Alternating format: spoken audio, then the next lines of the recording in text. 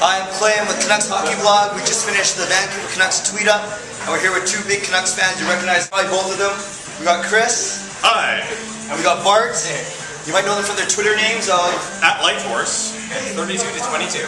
Alright, so 32 to 22. 33 to 22, I should say. Oh yeah, that makes sense. The Civilians, they played a good game today. They did. They had a fantastic game. So let's talk about them today. Well, they got 4 points each, I think? 4 for Henrik and 3 for Daniel, and now Henrik's tied with Kessler for the NHL playoff scoring lead, amazingly. Okay, so what do you think happened differently today that gave them such a breakout game? Well, they had a lot of space out there. They had 3 two-man advantages, and they do well when they've got space and they've got time to move the puck around, tic-tac-toe, and to Salo or Kessler back in. Awesome. And speaking of those two-man advantages, we talked last game in Game 3 of the Canucks' inability to score on those things. Today, after killing off 5 penalties, he actually scored on 3 two-man advantages. Chris, what was the difference today? I think they understood the cycle, spread out the defense, because that San Jose Sharks 3-man squad are no more than like 10 feet in front of the net. So there's no sense throwing it around the blue line waiting for Sammy Salo to fire one straight at the net if you got 3 guys standing in the way who are going to block that shot. So by moving them around, I think getting them out of their system, then getting that point shot, they had more success that way. Yeah, let's point out too, they only had 4 shots in those 3 goals, so that's a pretty good shooting percentage, right? They're not trying to blast it through 5 guys laying down, they're setting it up for the right position. Even with my math, that means Nambi only saved 1 shot in the second period. Because of Ehrhoff's injury, that's why Salo was on the first line power play. You look at the Canucks blue line, and it's so deep that you're watching Ballard sit out game after game. But having a deep blue line is never a problem, and we know that Salo can produce. He's been the first line power play player for his career, and I don't see any problem putting him up there. He's got, I think, a heavier shot than Ehrhoff, and he's got that experience that Ehrhoff might not have quite yet, which bodes well in a situation where you had a tough game, where you need to get the points on the board. The way the referees were calling the game in the first period, thinking that it might bounce back at some point. And one of the storyline was the addition of Tanev and Ballard in the lineup tonight. What do you think of their performance, Bart? Well, Tanev's a cool customer. I don't think he's taken a single penalty yet in the NHL. He's playing about 30 games, which is really impressive. So he's strong positionally. He's not hooking guys or tugging them or pulling them back, and he's taking the place he needs to.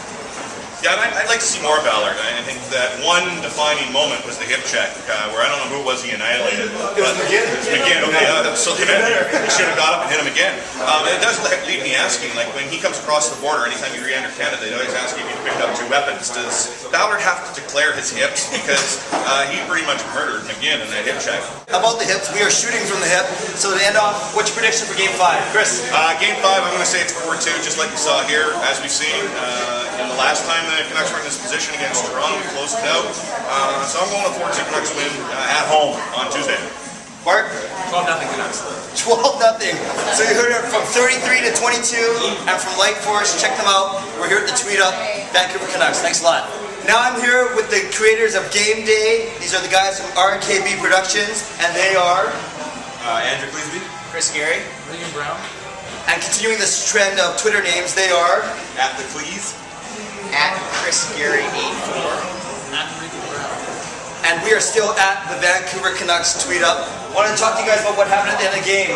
Just as Kessler was about to celebrate, he actually got punched by Ryan Clough. What do you guys think happened? What do you think precipitated that? Okay, I guess I'll go first. Sure. I think Ryan accidentally mispronounced Ryan. I think Ryan Kessler accidentally mispronounced Ryan Clough's last name and actually said, "Hey Ryan Clown, what's up?" And then he popped it right in the face. Ryan Clown, hey you bozo. Yeah, something like that. Would you agree with that? You think Oh, sure. Yeah, I mean, hey, someone's got to do a cheap shot like that. I mean, I probably said good luck coming back in Game 5 too. So. And we're going to be gamesmanship probably for Game 5. Yeah, most likely a little trash talk. Okay. Speaking of trash talk and gamesmanship, you guys have come up with a brand new song.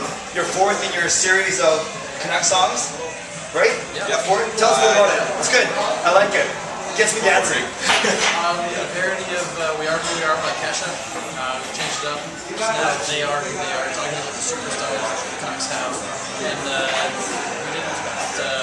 we didn't leave out anything you can take as a personal attack on a couple of that kind of stuff. The Emmys in there. Yes. I don't know. Longo's dancing, it's priceless. Yes. Yeah, we got a Thornton jersey. He's looking all roughed up. And what's up with the big masks that you guys use? What are those? Well, we have a friend, his name is Darren Peters. Yeah. And his hobby is taking these masks that I'm sure he gets from toy stores and things like that. He just paints them up, and it's really cool. And so I asked him, I said, hey, would you mind if we used a couple of these? We used them when we were shooting last Thursday. Good. And I still have them in my house. I was going to bring one today and put it on, but Save it for the next tweet-up. yeah, maybe. Yeah. It's already 6,000 hits in just over 24 hours. It's doing very well, obviously. But the burning question, if you want to know, the guy who played Kyle Wellwood, is he okay physically? He is okay. He's good. He's good. He did not overeat. He had a soccer game that night. Okay. So, I'm not sure how he was the morning after. True. Not sure. You should call him. But yeah. Despite the knifelfuls of butter that we found. yeah. Yes. Okay. Which I crafted with my own hands. Nice. If you're not sure what I mean, check out the video. You'll like it. Canucks Hockey Blog, RKB Productions, helping each other out. And lastly, we go to Game 5 Tuesday night, Rogers Arena.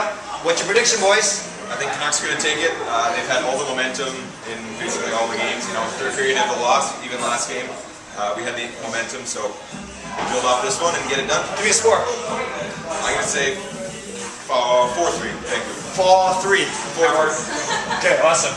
I think I'm going to go a really tight game. I'm going to go 3-1 with an empty net goal from Vancouver. Reigan in the cup, obviously a bold statement. Bold statement. I definitely think Canucks are going to Nice. a little premature drinking, but that's okay.